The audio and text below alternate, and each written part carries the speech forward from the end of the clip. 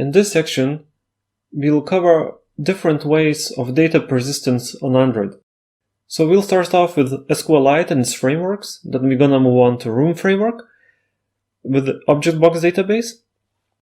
Then we'll take a quick look at the content providers and when they should be used. And finally, we'll briefly cover Firebase. So let's start with SQLite and frameworks. SQLite is simple to start with. It's basically the first way of data persistence that the Android developers learn to do on Android. So the setup here is straightforward. You should be already familiar with SQLite, so I'll just cover it briefly.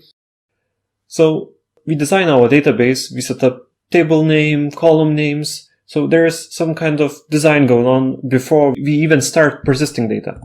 We have SQL queries to create table, drop table, and when we want to save the actual data, we just acquire a reference to SQLite database, we put our data into content values object, and then we execute database insert. Reading is a bit more complicated. We just need to specify here what kind of fields we would like to retrieve, and criteria, sort order, and then we can execute a query to retrieve the data. Parsing of the data is again a bit more difficult. We need to do the mapping manually from the columns you retrieve to the objects into your application domain. So we can already see that it's a bit unwieldy to work with, and as your application grows in complexity, it becomes really difficult to manage all the column names, different queries. It just adds so much overhead. So to help us here, there are multiple frameworks to do that for us. So one of the most popular frameworks is GreenDAO. It's quite old and well established.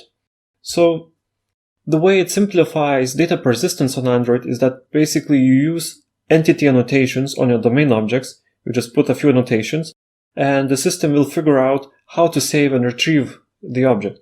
So data saving becomes simple as acquiring just reference to your data access object, DAO, and setting some values on your domain objects and inserting them in the database. So that's just it. Reading becomes much simpler as well. Your queries can benefit from compile time checks. So you have properties that are compile checked, and the entire data conversion process is much more straightforward. You don't need to do the manual mapping. So there are other options to do that. So there's Room database, Store.io, dbflow, and many others. But these are the most well established and most well known. And in the next video, we're gonna take a look at the Room framework and how to use it to persist our data.